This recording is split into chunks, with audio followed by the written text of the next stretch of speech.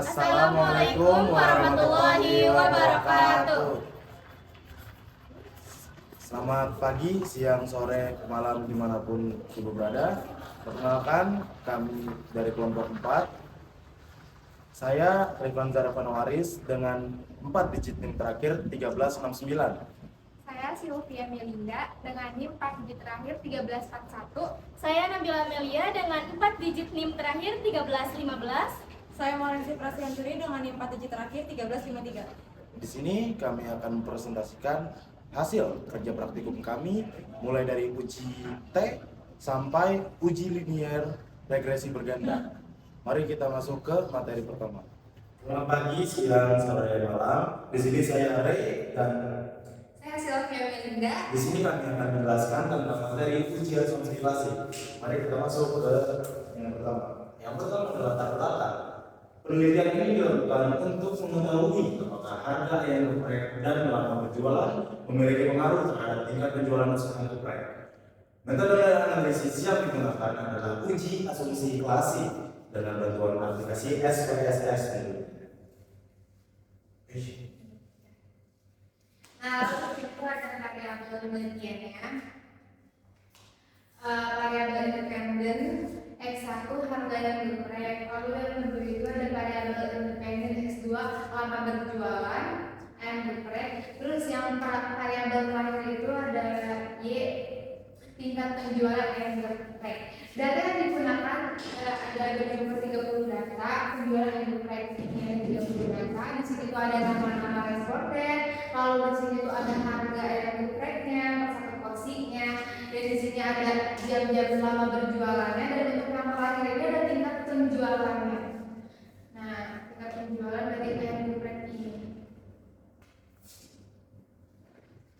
Lalu untuk di sini itu ada data view, berikut adalah data kelompok kami nih. Ini data view yang kita masukin.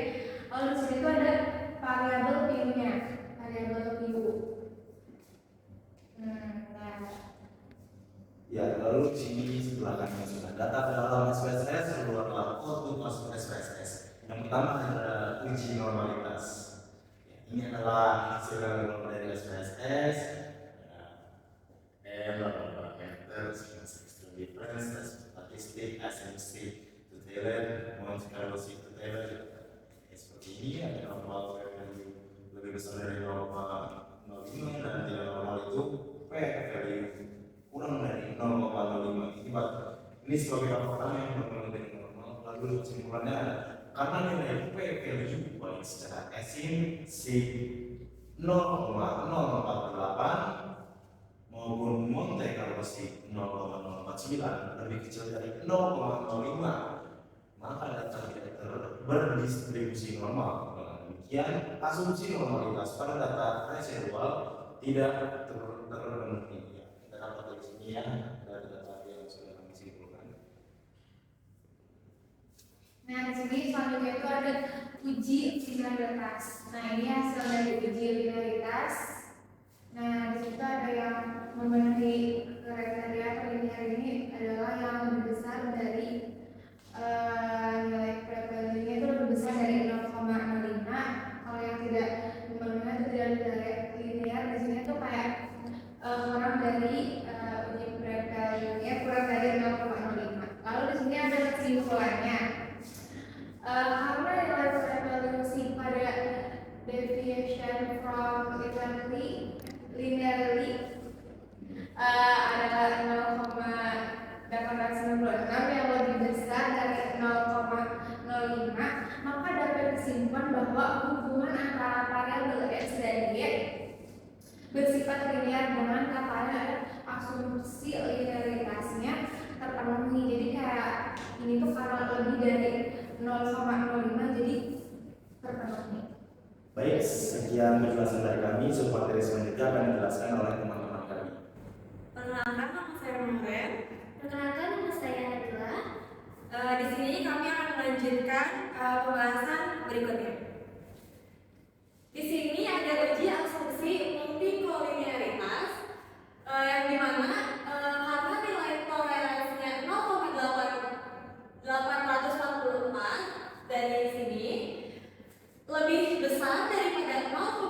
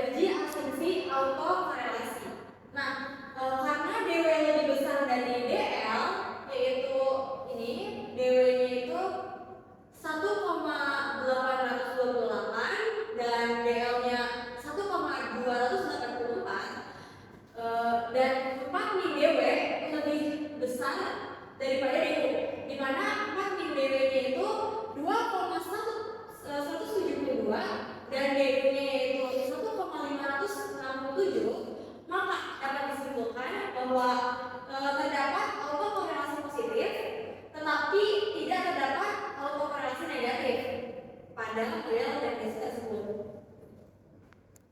Nah, selanjutnya itu ada uji asumsi hedastisitas yang dimana ini adalah hasil dari SPS, yaitu koefisien kriteria keputusan uji asumsi multikolonialitas pada model regresi tidak terjadi multikolonialitas.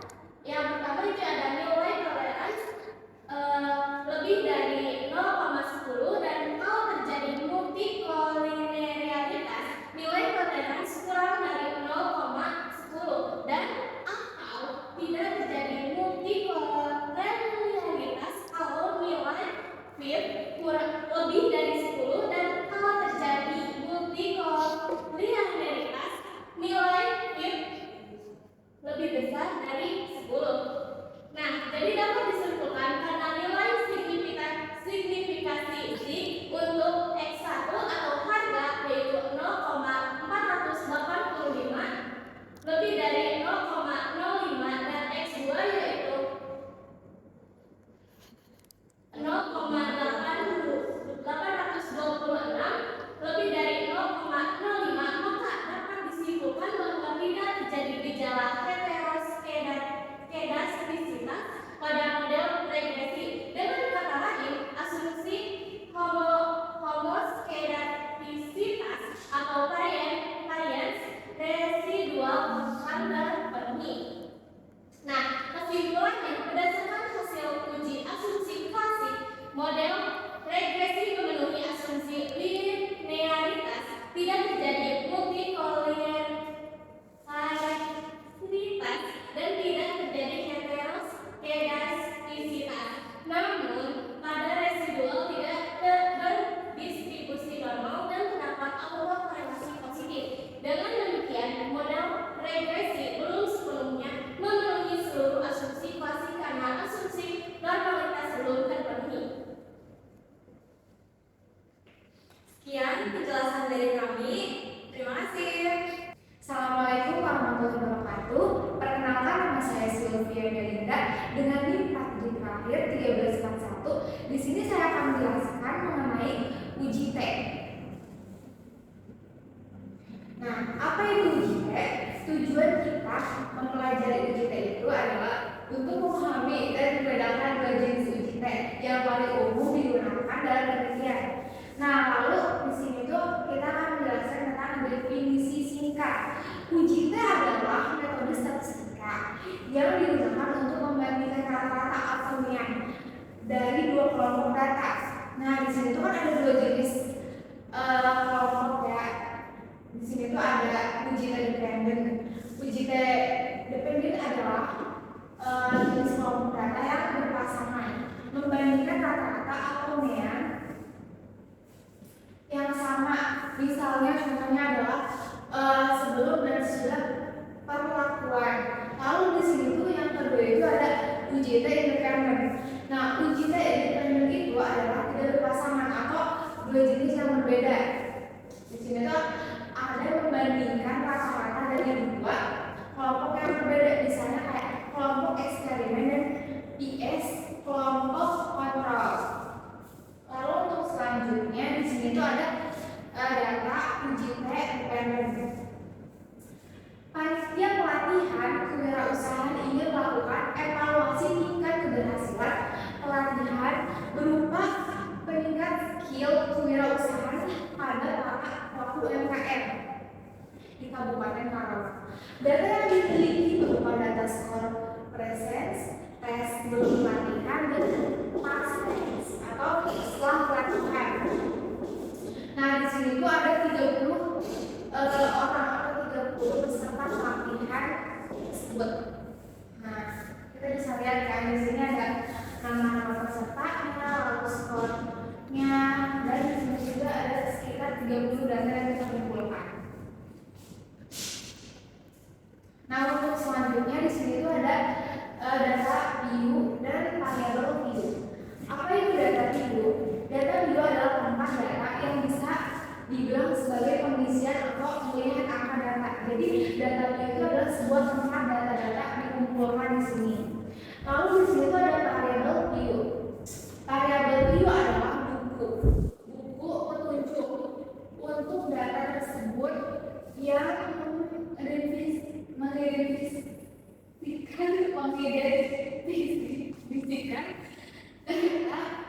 variabel.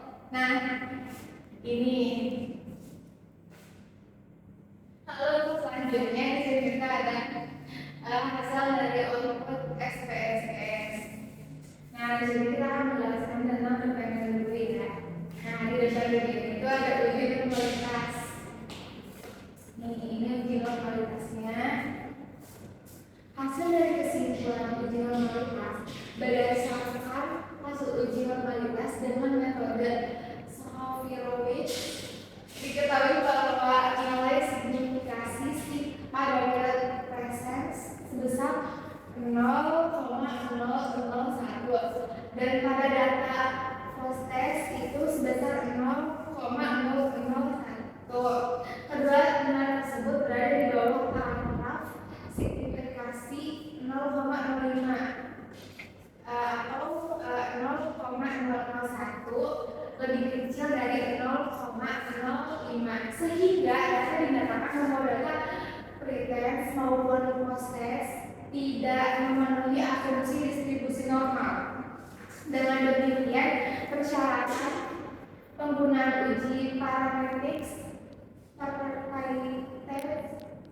TTS tidak terpenuhi. Jadi kan data ini kan kurang dari 0,05. Jadi di sini itu tidak memenuhi data distribusi normal. Lalu untuk selanjutnya di sini itu ada uji analisis deskriptif. Nah, ini itu hasil dari uji analisis deskriptif. Berdasarkan hasil analisis deskriptif diperoleh informasi bahwa nilai rata-rata atau mean pada tahap pretense sebesar 34,367, sedangkan pada data post test meningkat menjadi 66,667.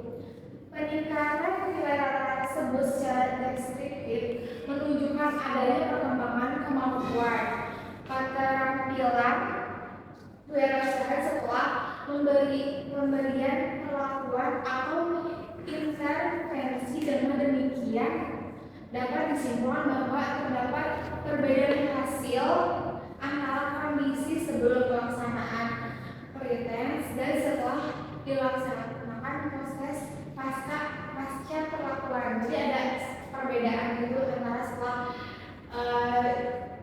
kondisi pelaksanaan pelatihan yang sebelumnya. Lalu di sini itu yang terakhir itu ada uji korelasi. Nah, ini hasil dari uji korelasinya.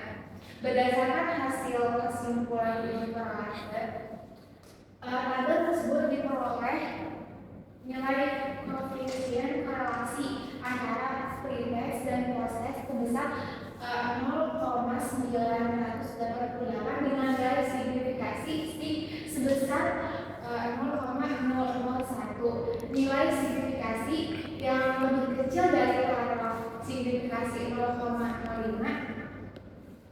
Nah, jadi kayak 0,001 itu lebih kecil dari 0,05 menunjukkan bahwa terdapat hubungan yang signifikasi antara nilai pretest dan post test. Di samping ini korelasi koefisien korelasi yang mendekati angka 1 mengidentifikasi bahwa hubungan antara kedua variabel tersebut tergolong sangat kuat serta memiliki arah hubungan yang positif. Jadi kedua variabel itu mempunyai hubungan yang kuat dan ke arah yang positif. Nah, untuk selanjutnya di sini tuh ada uji proyek sampel test. Nah, ini hasilnya. Nah, berdasarkan hasil uji Fried sampel test diperoleh nilai signifikasi sig 2 kurang sebesar 0,01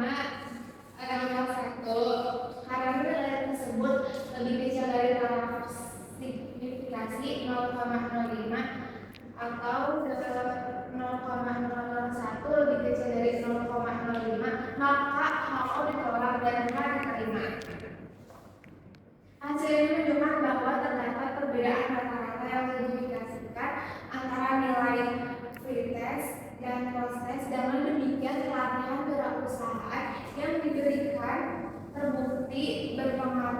positif terhadap peningkatan keterampilan kewirausahaan pada pelaku UMKM.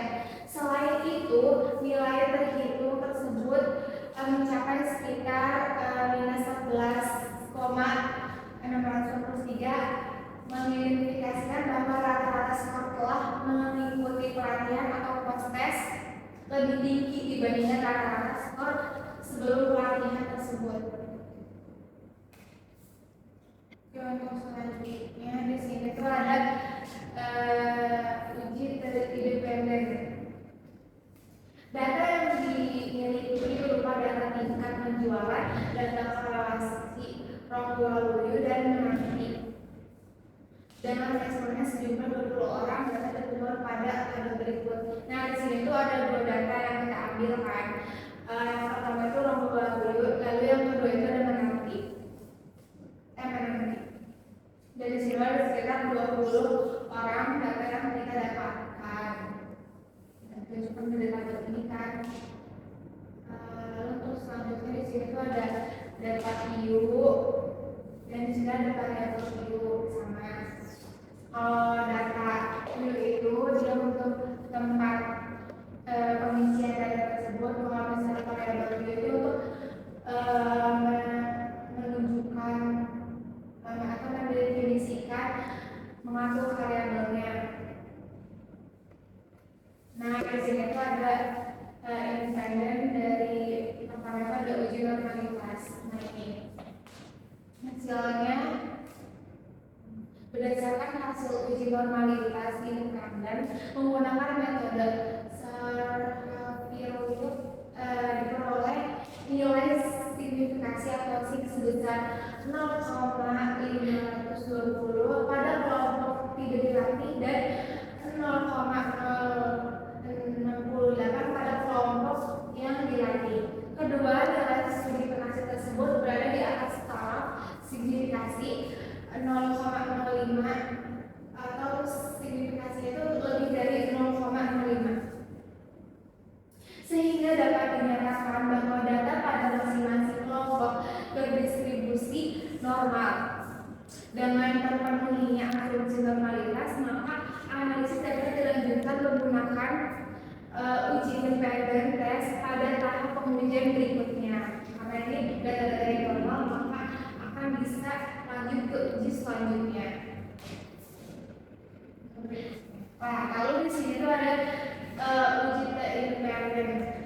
Yang pertama itu ada output pertama atau output 1 deskriptif. Nah, ini hasilnya. Lalu untuk berdasarkan hasil analisis deskriptif pada tabel tersebut diketahui bahwa kelompok tidak dilatih memiliki nilai rata keanehan sebesar 323,5, sedangkan kelompok dilatih memperoleh nilai rata-rata sebesar 257,5. Hasil tersebut menunjukkan adanya perbedaan antara kelompok yang diteliti, sehingga deskriptif kelompok tidak dilatih menunjukkan nilai rata-rata yang lebih tinggi dibandingkan kelompok yang dilatih. Jadi kan di sini tuh kayak menunjukkan bahwa kelompok yang dilatih itu lebih tinggi dibandingkan kelompok yang dilatih. Lalu di sini ada yang kedua, yaitu output yang kedua dari independen atau sample test. Nah, ini hasilnya, hasil dari output yang kedua ini berdasarkan hasil analisis data uji homogenitas melalui Levenes test menunjukkan nilai signifikasi sebesar 0,384 karena nilai tersebut berada di atas taraf signifikasi 0,05. Nah, kita bisa lihat di sini ada 0,384 lebih besar daripada 0,05. Maka variasi data dari kedua kelompok data dinyatakan homogen. Dengan dipenuhi asumsi homogenitas, interpretasi hasil uji dilakukan menggunakan asumsi equivalence asumtif. Selanjutnya hasil uji independen GS menunjukkan nilai signifikasi sebesar 0,385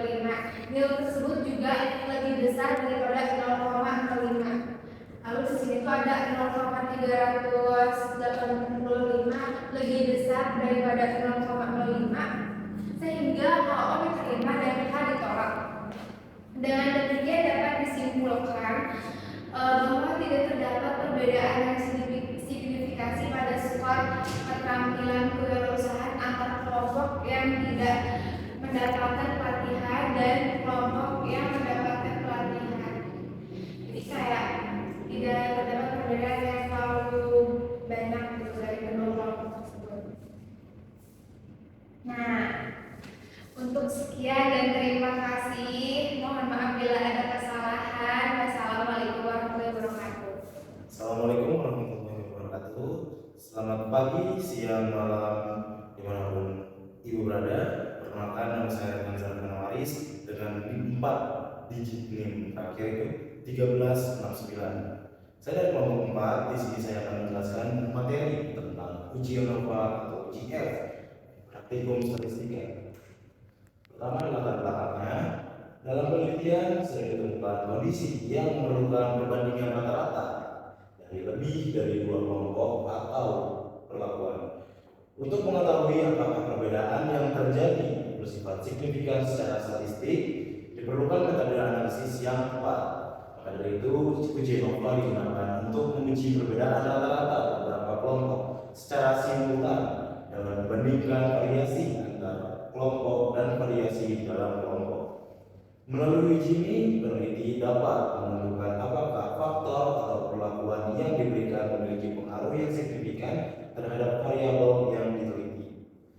Penelitian dimaksud adalah kelompok kami yang baik. Di sini ada data yang dimiliki berupa data tingkat penjualan ayam geprek pada 3 lokasi. Jadi sebelumnya kami telah mengobservasi 3 lokasi yang berbeda dengan objek penjualan yang sama, yaitu ayam geprek, yaitu lokasinya adalah Waluyo, Menati, dan Banyumas.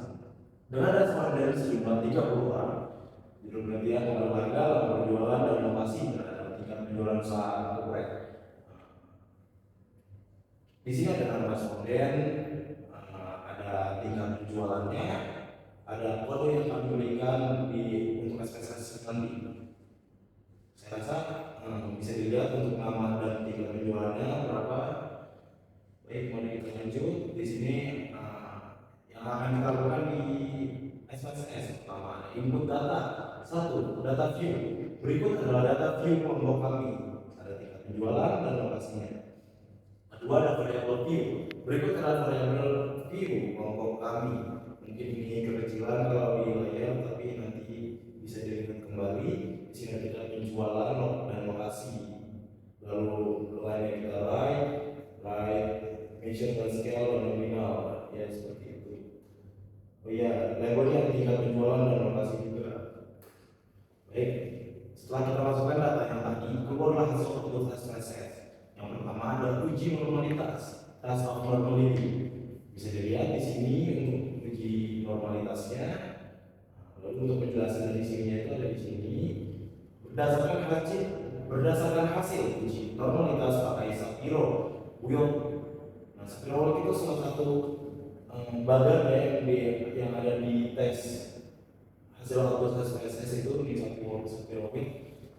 Untuk lokasi Waluyo adalah 0,520, Menati sebesar 0,068 dan Banyumas sebesar 0,323. Karena ketiga nilai strip ini semuanya lebih besar dari 0,05, maka bisa kita simpulkan bahwa data dari ketiga lokasi tersebut berdistribusi normal. Artinya syarat buat lanjut ke uji F atau ANOVA telah terpenuhi semua. Ya, di sini kami sudah membuat tabel. Dapatnya dari mana? Dapatnya dari sini. Kenapa ada 0? Karena di belakang koma. Baik, kita lanjut. Ada hasil output SPSS yang lain, yaitu homogenitas.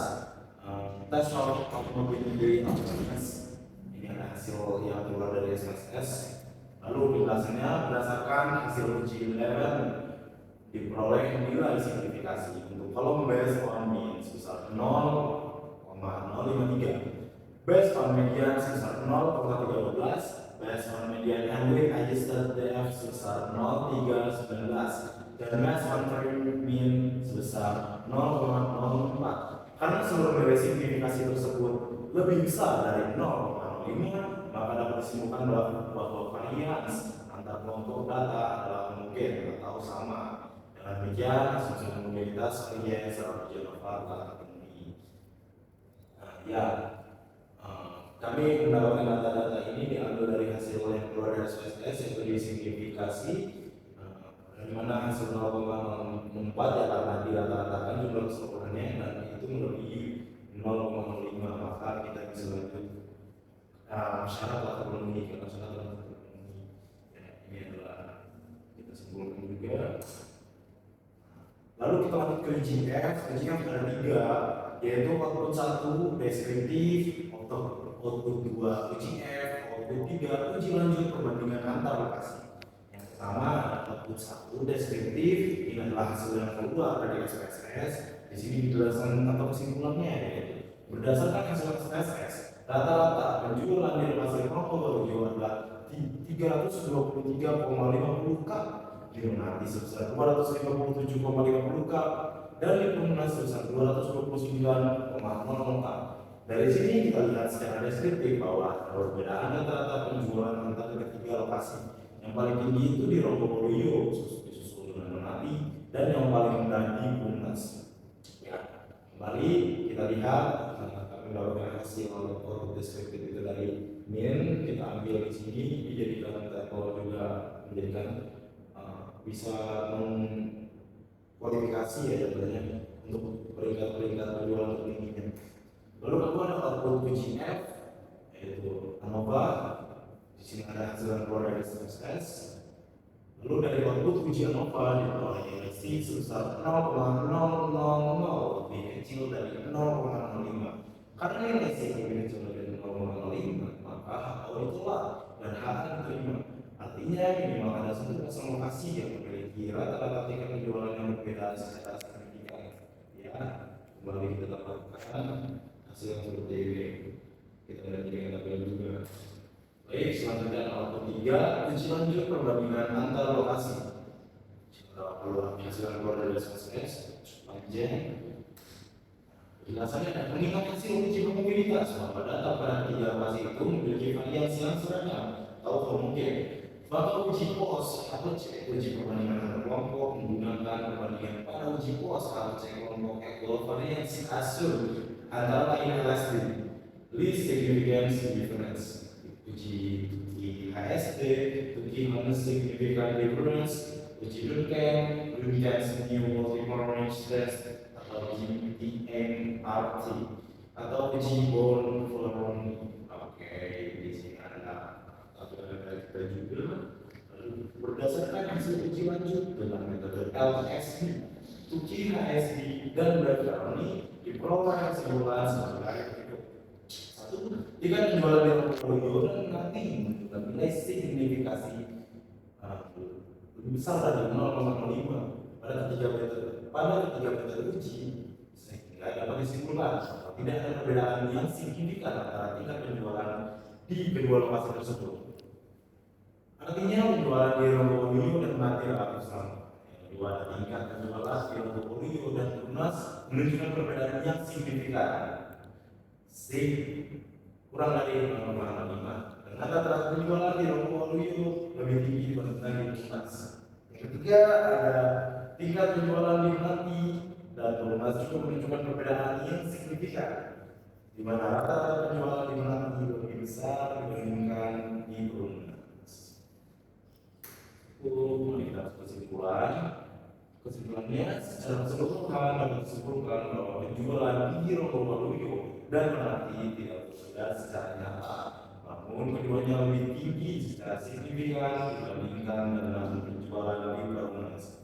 Sekian dari saya Kansa, saya pamit. Mohon maaf jika ada kesalahan. Assalamualaikum warahmatullahi wabarakatuh. Perkenalkan, saya Nabila Dalia dengan 4 digit NIM terakhir yaitu 1315. Di sini saya akan mempresentasikan yaitu analisis regresi linear sederhana. Yang pertama adalah latar belakang. Penelitian ini dilakukan untuk mengetahui apakah perubahan harga ayam geprek memiliki pengaruh terhadap tingkat penjualan. Metode yang digunakan dalam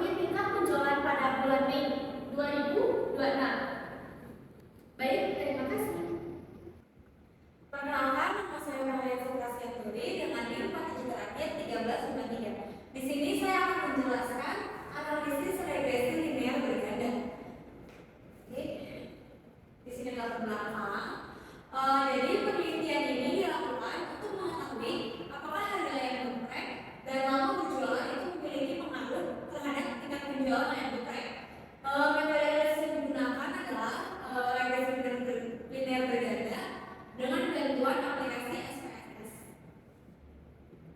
Dan di sini ada variabel penelitian. Jadi dalam penelitian ini terdapat 3 variabel, di mana variabel independen pertama yaitu atau X1 harga ayam geprek. Ini adalah harga ayam geprek. Lalu ada variabel independen kedua yaitu atau X2 lama berjualan. Lama berjualan juga ini X2-nya. Dan yang terakhir ada variabel dependen atau Y yaitu tingkat penjualan dari ayam geprek. Selanjutnya, di sini terdapat output SPSS-nya yang sudah kami masukkan. Di sini terdapat variabel Q yang tadi sudah saya beritahu, di mana X1-nya itu yaitu harga dari ayam geprek, lalu X2-nya lama berjualan, dan Y-nya adalah tingkat penjualan. Lalu di data Q kami memasukkan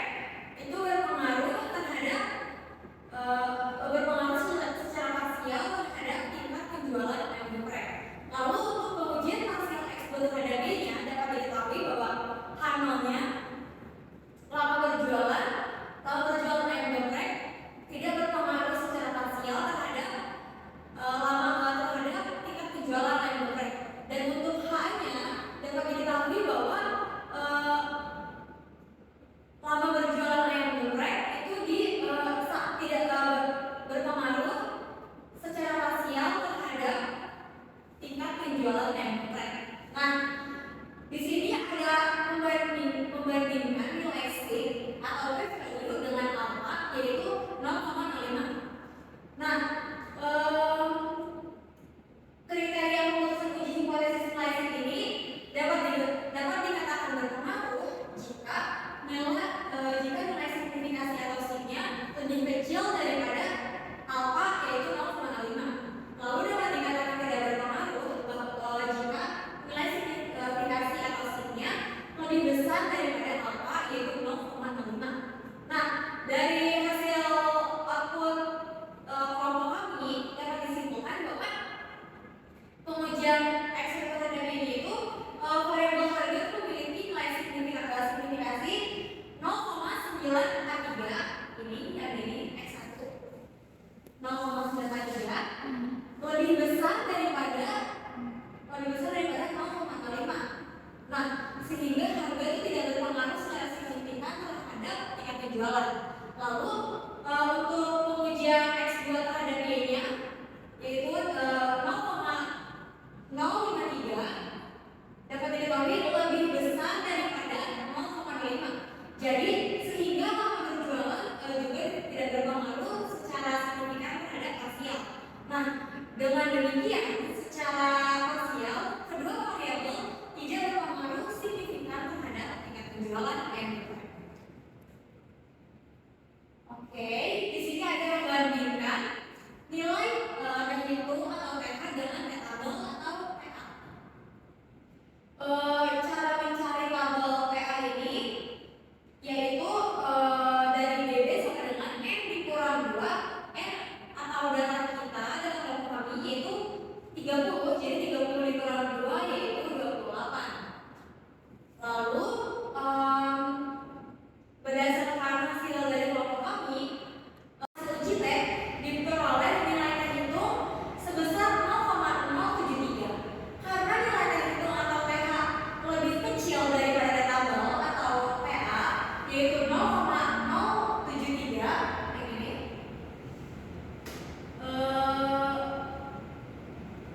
Dengan demikian HO diterima dan HA ditolak.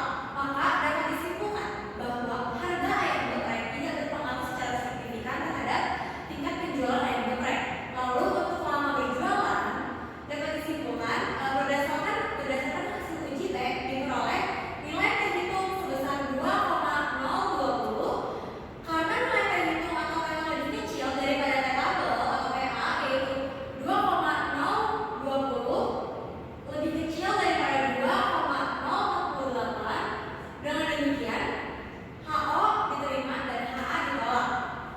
Maka dapat disimpulkan bahwa lama berjualan ayam geprek tidak berpengaruh secara signifikan terhadap tingkat penjualan ayam geprek. Lalu yang kedua yaitu pengujian hipotesis hubungan simultan. Nah, jadi membandingkan nilai sin atau p value dengan alpha yaitu 0,05. Berdasarkan hasil pada tabel alpha diperoleh nilai signifikasi atau sin sebesar 0,125 yaitu ini. Karena nilai signifikasi atau sin lebih besar daripada alpha 0,05,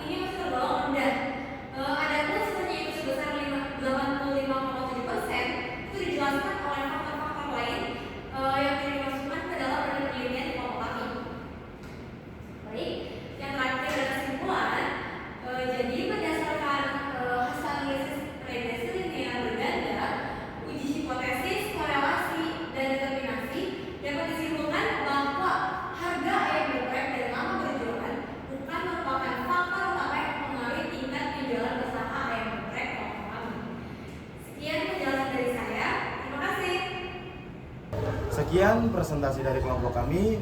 Mohon maaf jika banyak kekurangan dan kesalahan. Wabillahi taufiq wal hidayah. Wassalamualaikum warahmatullahi wabarakatuh.